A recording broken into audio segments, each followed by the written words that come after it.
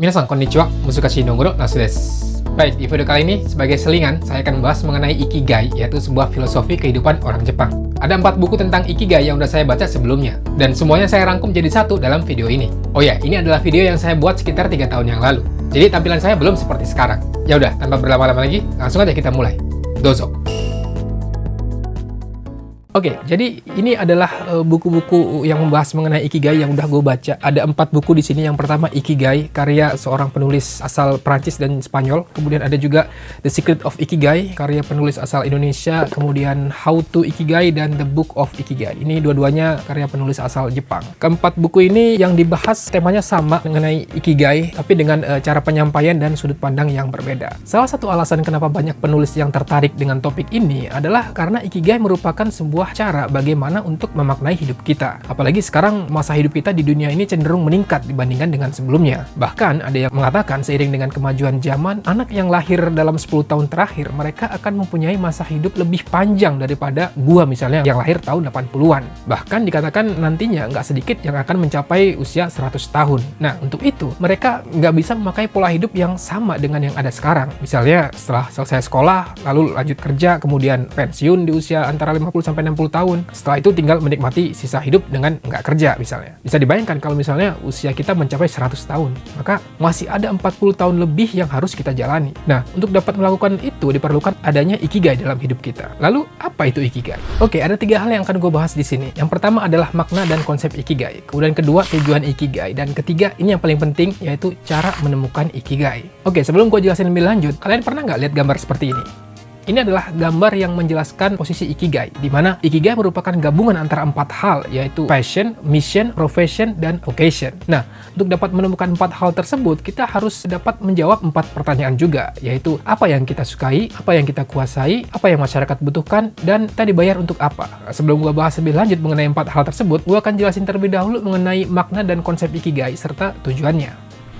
Oke, kita mulai dengan makna dan konsep Ikigai. Jadi, Ikigai ini adalah sebuah filosofi kehidupan orang Jepang yang konon katanya menjadi rahasia mereka untuk bisa hidup lebih lama. Saat ini Jepang menjadi salah satu negara dengan harapan hidup paling tinggi di dunia. Secara harfiah, Ikigai mempunyai arti alasan hidup, atau bisa juga dimaknai tujuan hidup. Gaya hidup Ikigai cukup menonjol terutama di daerah Okinawa di Jepang. Wilayah tersebut juga dijuluki tanah abadi karena banyak masyarakat di sana yang memiliki rentang hidup terpanjang di dunia. Tapi memang secara keseluruhan rata-rata usia orang Jepang sangat tinggi. Laki-laki dan perempuan keduanya di atas 80 tahun. Bahkan saat ini ada lebih dari 70 orang yang usianya di atas 100 tahun. Dan sudah 49 tahun jumlahnya terus mengalami peningkatan. Di antara mereka, banyak yang mengatakan bahwa Ikigai lah yang menjadi kunci utama bisa hidup lebih dari 100 tahun. Di balik teratur dan bersihnya negara Jepang, tekanan hidup buat penduduknya tergolong cukup tinggi. Saat akan berangkat kerja, mereka sudah dihadapkan dengan kondisi harus berdesak-desakan dalam kereta. Tapi nggak hanya itu, pekerja di sana juga banyak yang mengalami tekanan pekerjaan. Apalagi mereka juga dituntut untuk mempunyai dedikasi tinggi kepada perusahaan. Tapi itu bukan hal yang buruk, karena ya dengan cara seperti itu Jepang berhasil membangun negaranya menjadi seperti sekarang ini. Nah, meskipun tekanan hidup seperti itu, dengan adanya Ikigai, mereka tetap bisa bertahan hidup dan bangun pagi setiap hari. Lalu bagaimana sih konsep Ikigai itu? Seperti yang dijelaskan sebelumnya, Ikigai adalah tujuan dan nilai hidup supaya kita siap menghadapi hari itu. Mengapa kita bangun dan mengapa kita hidup? Pertanyaan itulah yang coba dijawab oleh orang yang menganut konsep ini. Tapi kita tahu bahwa kehidupan nggak selamanya berjalan mulus dan sesuai rencana. Ada kalanya kita dihadapkan pada situasi yang membuat kita merasa menderita. Akan tetapi dengan adanya Ikigai, kita bisa tetap melihat ke depan meskipun sedang menderita. Ibaratnya meskipun kita udah tahu hari ini harus macet-macetan di jalan, harus berdesak-desakan di kereta, atau harus presentasi ke klien, atau ada tugas berat yang udah nunggu di kantor misalnya. Tapi kita tetap berusaha untuk menjalani semuanya. Nah, dengan adanya Ikigai akan membantu kita untuk terus bertahan menghadapi hal-hal yang seperti itu. Lalu berikutnya, untuk apa sih Ikigai itu? Nah, salah satu tujuan menemukan Ikigai adalah untuk menjadikan hidup kita lebih bahagia. Sering kita dengar orang bilang kalau nggak semua orang yang kaya itu bahagia dan nggak semua orang yang miskin menderita. Lalu apa yang membuat mereka yang miskin itu tetap merasa bahagia meskipun mereka memang tampak menderita dan hidup serba kekurangan?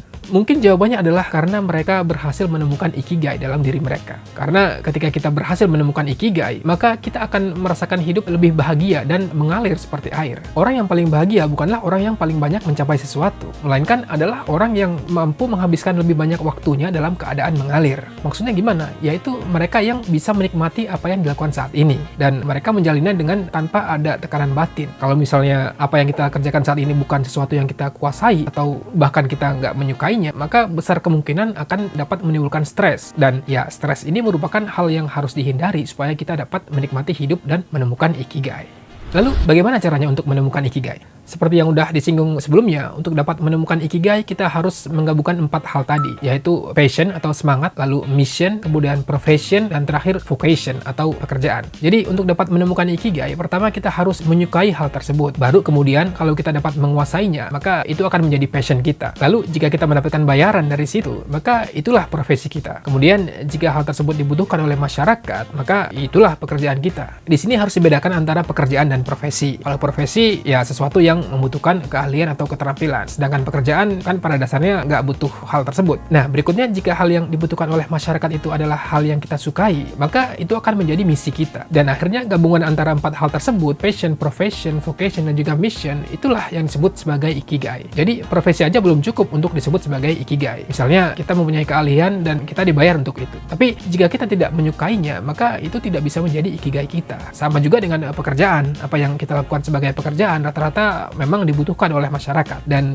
kita mendapatkan bayaran dari situ. Tapi apakah kita menyukai pekerjaan itu? Lalu kita juga menguasai hal itu? Kan belum tentu juga. Nah, contoh ikigai yang sesungguhnya, misalnya seorang guru yang mempunyai ikigai mengajar. Dia menyukai hal tersebut. Tiap hari datang ke sekolah, ketemu dengan murid-muridnya, ngajar di depan kelas, dan dia memang mempunyai keahlian di situ. Meskipun mungkin apa yang dilakukan oleh seorang guru kelihatannya membosankan, tapi ya itulah cara menemukan ikigai, dengan hidup seperti air mengalir. Dan ya, seorang guru pasti mendapatkan bayaran dari profesinya tersebut. Apalagi guru sangat dibutuhkan oleh masyarakat. Nah, dengan begitu mengajar adalah ikigai bagi seorang guru yang mempunyai 4 unsur tersebut. Paling mudah memang menjadikan pekerjaan sehari-hari sebagai ikigai dalam hidup kita. Karena ya kita dibayar untuk itu dan dibutuhkan juga oleh masyarakat. Tapi intinya ada pada 2 hal. Apakah kita menyukai pekerjaan itu dan apakah kita juga menguasainya? Saya rasa banyak orang yang bekerja hanya karena butuh uang dan ya demi kelangsungan hidup. Mereka nggak menguasainya dan juga nggak menyukainya. Untuk itu, dalam memilih sebuah pekerjaan, 2 hal tersebut adalah poin yang sangat penting supaya kita bisa menjadikan apa yang kita lakukan setiap hari sebagai ikigai kita. Jadi, mulai sekarang mungkin teman-teman bisa mulai mikir apa ikigai dalam hidup kalian. Kalau misalnya masih belum menemukan ikigai dalam diri kita, mungkin kita bisa mulai berpikir ke arah sana, bahwa hidup bukan hanya untuk mencari uang saja. Meskipun kenyataannya memang ya kita membutuhkan uang untuk hidup, tapi jangan lupa harus ada unsur menyukai dan menguasai. Jangan hanya sekedar mencari uang tanpa mempertimbangkan kedua unsur tersebut.